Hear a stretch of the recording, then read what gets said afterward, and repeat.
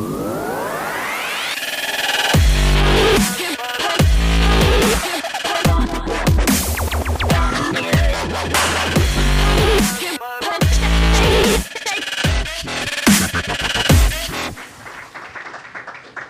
want to point out that when I first started talking to your people, they sent me a template. They said, everybody needs to use this template, and that is the template, and I am the only person who is using your template.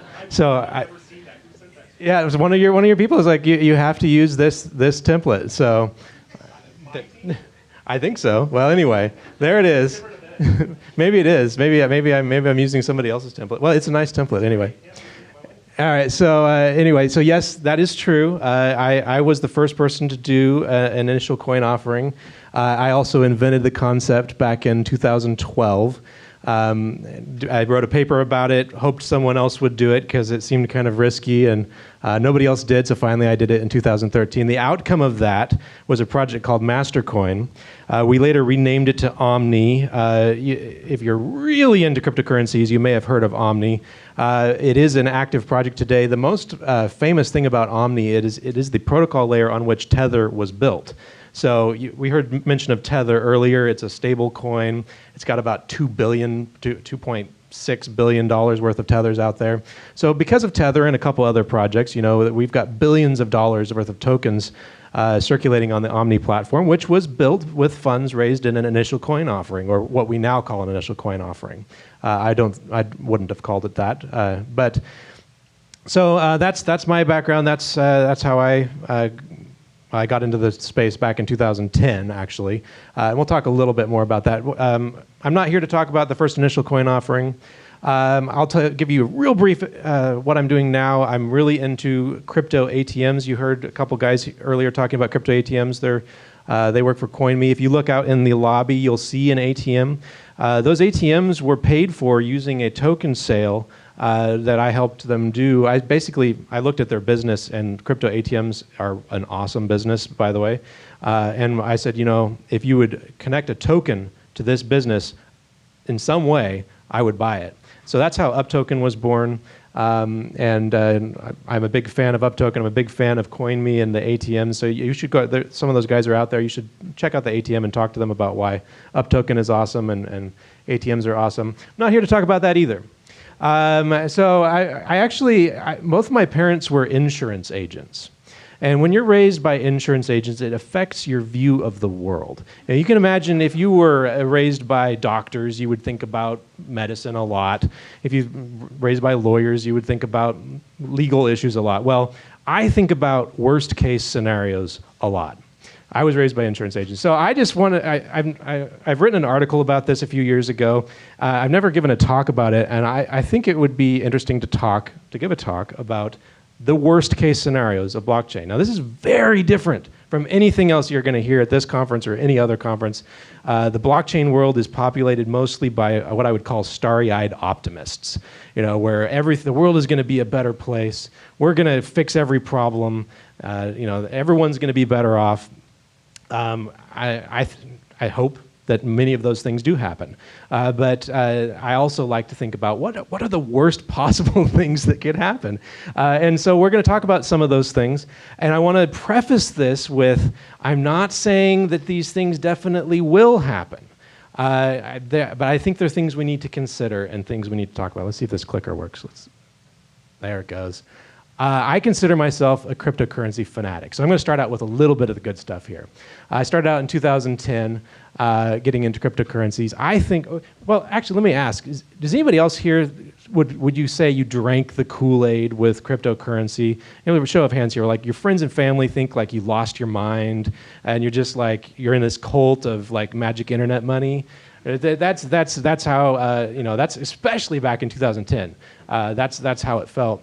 And it still feels that way sometimes when you talk to people and they're like, oh yeah, drugs this, money laundering that. Well, I don't think most people really understand how big cryptocurrency is going to be and how much it's going to change the world. It has, and I wish I could talk for a long time about the advantages of cryptocurrencies over government-issued money. We will a little bit more later. I predicted years ago, cryptocurrency will create the world's first trillionaire. That is my prediction. I've made it publicly many years ago. I'm sticking by it. I think things are definitely going in that direction. I feel very confident that that will eventually happen. The point here I'm trying to make, cryptocurrency, unbelievably powerful in what it's going to do. So the thing about powerful things is they are always dangerous. You cannot have a powerful thing that is not a dangerous thing. I'm going to give a couple examples here. I'm going to try to be brief on this. This presentation was slightly too long when I timed myself earlier. So, printing press. We all like the printing press. You know, I think we can safely say that it made the world a better place. Were there people harmed by the invention of the printing press? Yes, there were. People died because indirectly, one way or another, because of the printing press. If you go back to the time that was invented, what was destroyed by the printing press? Monarchies. The idea of having a king instead of a democracy. Now, I think we would all kind of be glad that we moved from monarchy to democracy, but the printing press had a lot to do with that. And if you were a king or you were heavily, invested in, were part of the court or whatever, the printing press threatened many of the things that you value. Now, it also did a lot of damage to the sort of centralized church, the Protestant Reformation, things like that, very fueled by this idea of the printing press and the dissemination of ideas. So were there people harmed by the printing press? Absolutely. People died. The other example I've got up here is the internet. We love the internet, right? Like the internet's all 100% positive, never hurt anybody. Well, now we know that's not true. I know in a room this size, there's going to be a huge number of different opinions about morality and things like that. But I bet every single one of you could think of something that's on the internet that you think is harmful, that hurts people, or that hurt people in some way in its creation. So I wish I could, again, I could talk for a long time about some of the dangers here. I'll just briefly say autism, Asperger's syndrome, these sort of things don't exist in Amish communities. And I think if you look at the data, you can find some evidence that the spread of the internet had a lot to do with like literally affecting our minds the way we think, affecting children, losing the ability to read faces and body language. There's lots of research about this. I wish I could talk about it. I don't really have time. We're here to talk about cryptocurrency. Cryptocurrency, I would argue, is roughly as powerful as, as potentially changing the world as the internet or the printing press. So we have to then assume something that powerful is also going to have its set of dangers. And I think it does. So let's see if we can talk about some of this. Now, this is a bold statement, and I don't expect you guys to necessarily agree with this, but I'm going to make a case for this. With the inherent advantages of cryptocurrency over fiat money, over government money. Now, we know there are disadvantages too, right? I mean, there's all sorts of disadvantages of cryptocurrency, but those things are being worked on, and I think they're successfully being worked on. Now, if you imagine a world where cryptocurrency disadvantages are being mitigated in various ways, there's the advantages of people love a money that doesn't have inflation, or at least has a predictable inflation where bureaucrats can't just print more of it. They love money. They probably shouldn't love money that's difficult to tax, but we find that people do love things like that. It's very difficult to tax cryptocurrency. It's very difficult to trace it. People like that they can, buy things with privacy.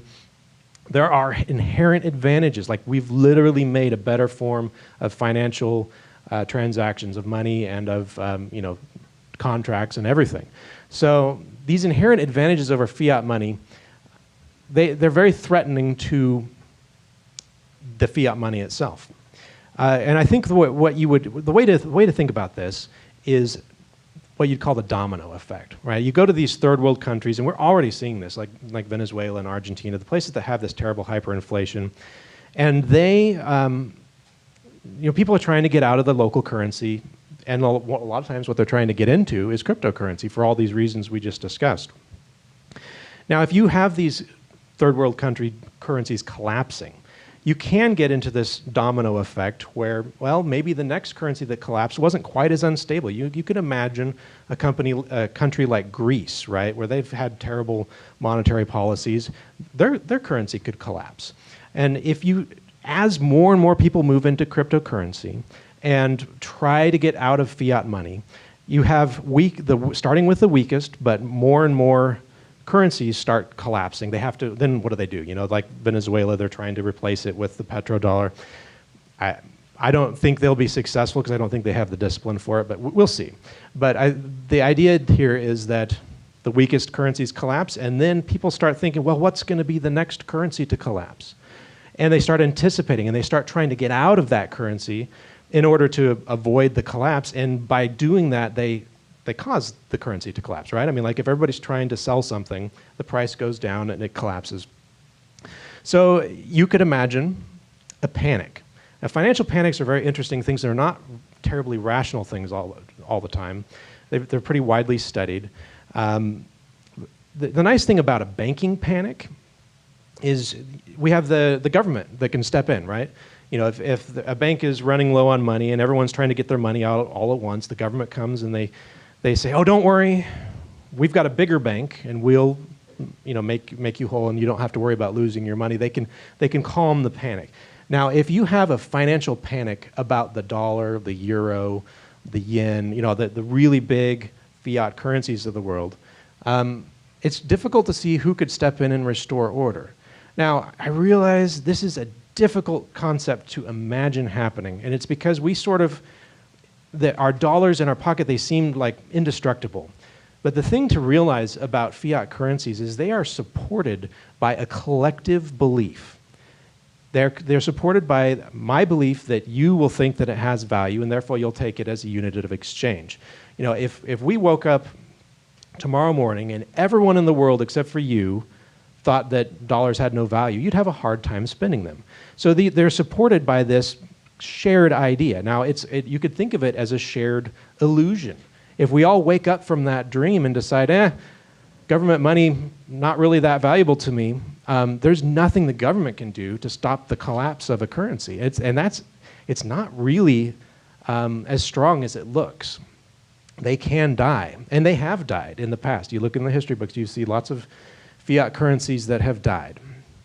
So this idea of hyperinflation, you know, I've heard it mentioned earlier just today, hyperinflation. You know, when we think of hyperinflation, we think of a printing press, right? We think of maybe in Zimbabwe, somebody's running a printing press all the time. They're putting more and more zeros on this paper money, and they're inflating the currency. That is not the only way that hyperinflation can happen.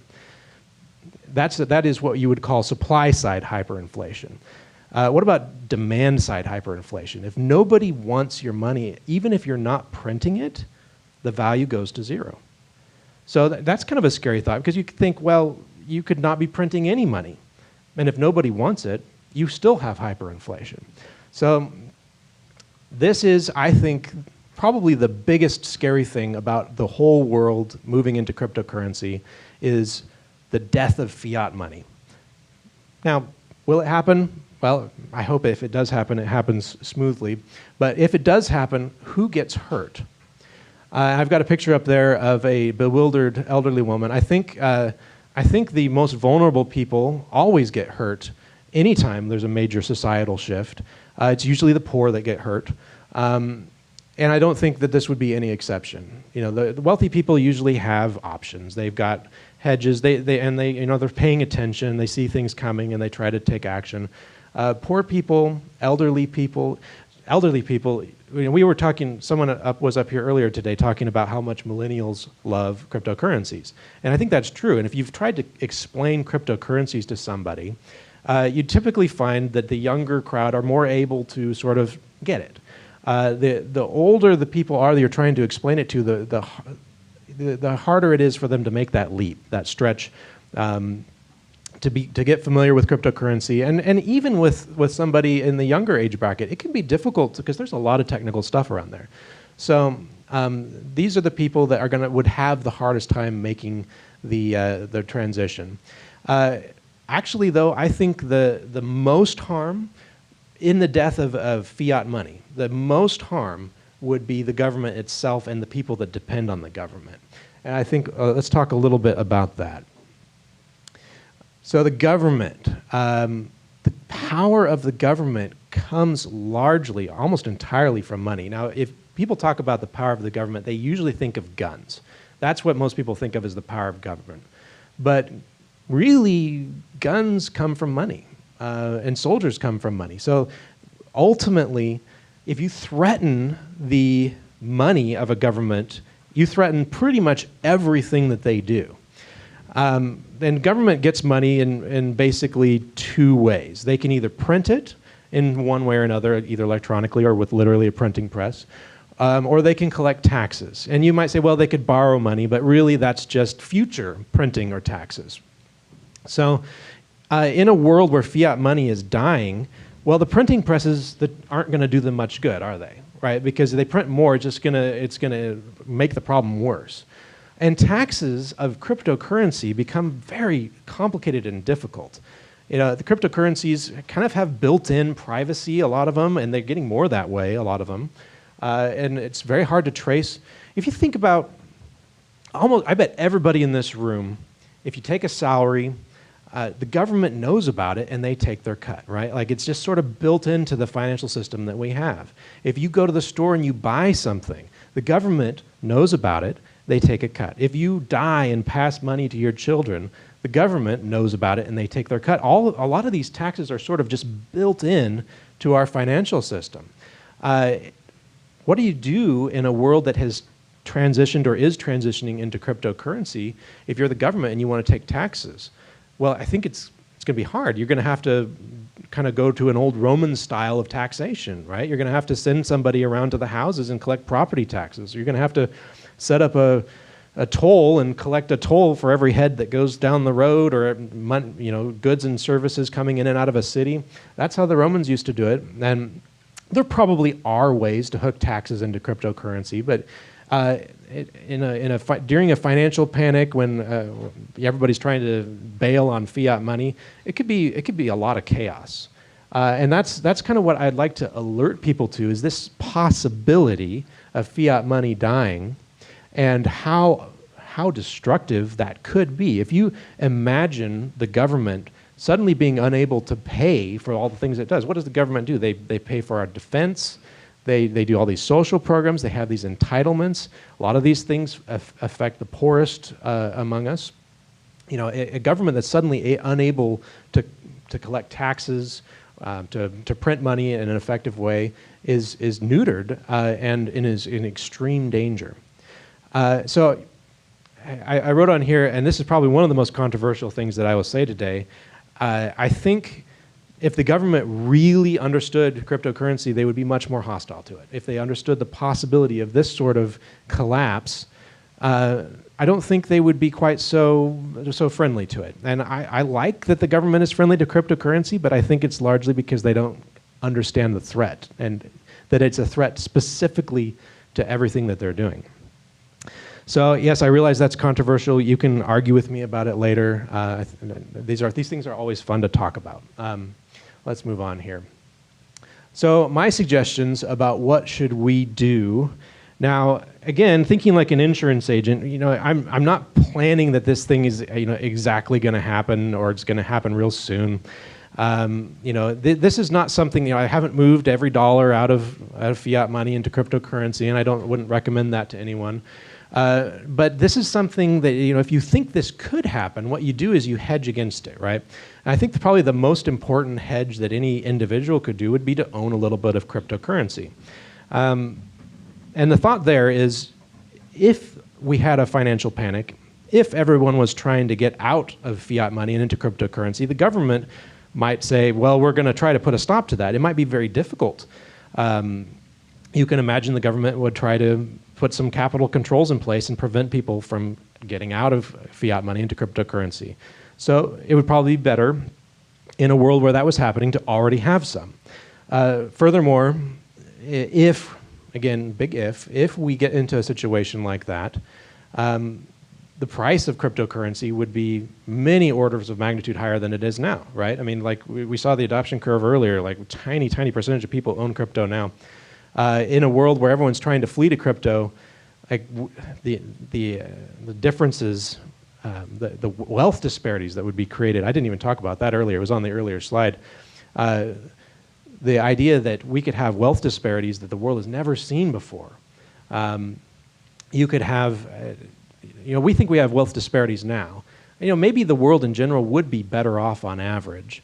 But if you had much, much bigger wealth disparities, the world's first trillionaires coming out, maybe a lot more than that, you could have a lot of resentment in your society. And so generally, if there's going to be huge wealth disparities, I would rather be on the higher end of that spectrum than the lower end. So yeah, I think really everyone should encourage their loved ones to own a little bit of cryptocurrency, just kind of as an insurance policy against crazy destabilization of our economy, possibly. And the death of fiat money could happen because of cryptocurrency, or there could be other causes to it. Owning cryptocurrency is really a hedge against a lot of different types of Armageddon type of scenarios. So yeah, I think people ought to own cryptocurrency. I think people ought to spread cryptocurrency to their friends and loved ones.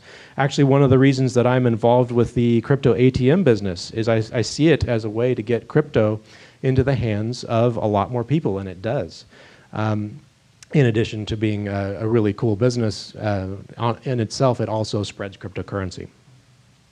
The other thing we can do, and there's people in this room that are, probably most of us are involved in some sort of crypto project or another. So you have a role, right? Like you can sort of shape the world that we're going to be in.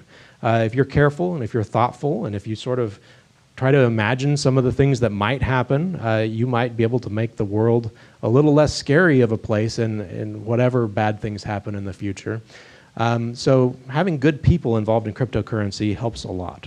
And finally, I said earlier, wealth disparities, right? Like if people who are early adopters in cryptocurrency find themselves very wealthy someday and the world in chaos, I think they have a responsibility to be generous and try to help people who were too old, too poor, too short-sighted to kind of see this coming. Because if they don't, a lot of people could suffer a lot. So this is my just sort of general warning to the crypto world. I realize we like to talk about the positive things, and there are a lot of them. I don't want to discount that, but the world's powerful things are dangerous, and I think if we don't think about that, we could potentially make things a lot worse. So this is my LinkedIn profile. You feel free to try to connect with me on that. Unfortunately, I have reached the maximum number of connections on LinkedIn. Once you hit 30,000, they won't let you take any more. So you can follow me there. I wrote an article about this very topic a few years ago. You can see that there and some other presentations I've done. You can see all about how the initial coin offering was invented and a few other things that I've written. So that's my LinkedIn profile. I enjoyed talking to you guys today. And yes, do I have time for questions? We'll make some time. All right. Okay. I see two hands up. You, sir. On that prior slide, you mentioned owning cryptocurrency. In my mind, having cryptocurrency at Coinbase doesn't count in the scenario that you mentioned. Can you talk about, is Coinbase owning cryptocurrency or not? So yeah, Coinbase is interesting. They basically hold the crypto for you. It's better than nothing, right?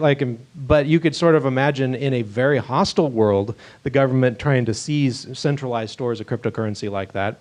And there are other things that could go wrong, that they could just mishandle the funds. So yeah, I personally don't like keeping a large amount of money at Coinbase, but people have different thresholds for risk. But you should think about the risks of Coinbase and other custodial services like that. They have their own added layer of risks. The other thing to think about is storing the coins yourself also has its built-in risks, right? So if you're a super cryptocurrency expert, you're probably better off storing it yourself. On the other hand, Coinbase might stop you from shooting yourself in the foot too, with losing your private key or something. So there's trade-offs there. And I saw another hand over there. Yes, sir. I have a Twitter account, but I never tweet on it, so I don't post it. So yeah, LinkedIn is really what I usually publish things on. So I should do more on Twitter. Sorry. Any other questions? Yes, sir. Timeline when this might happen? So I wrote an article about this back in 2000.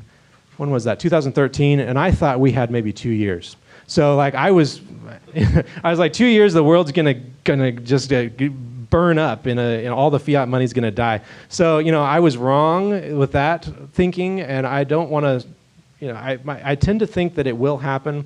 The longer it takes, the better it is, honestly, right? Because if it happens really suddenly, like, more people are going to get hurt a lot. If it happens gradually, then people have more time to anticipate. Governments have more time to anticipate and sort of take preventative measures and protect their most critical functions. So we'll see. I think it'll happen. It thankfully, right? Like, if it had happened in 2 years, the world would have been just an absolute it'd been terrible. So, yes.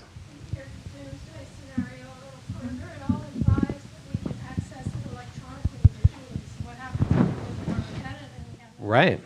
That's a good point. So really the only way to stop cryptocurrency is to blow up the internet, right? So like that, cryptocurrency is built on the internet.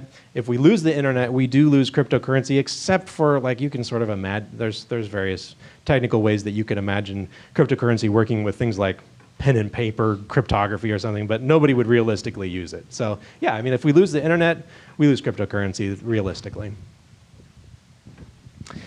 So you maybe should own some gold too. Yes, sir. In the back, you in the there. back. Yes, that actually is my fundamental question. If you're scared of the dollar collapsing because no one else values it, shouldn't that same thing apply with cryptocurrencies, Bitcoin, where no one thinks so could we possibly create a asset-backed commodity? Yeah. I love these sort of like gold-backed coins and things like that. Yeah, absolutely. And supply and demand is going to decide which of these coins win. Absolutely, cryptocurrency is vulnerable to what the vulnerability here is. Fiat money is vulnerable because we're creating right now a better type of money. Now, if cryptocurrency becomes a thing and we create a better type of money, then certainly cryptocurrency becomes vulnerable. I feel like this is really good happy hour conversation. So thank you, JR. It's been a pleasure having you here. Oh, thanks so much.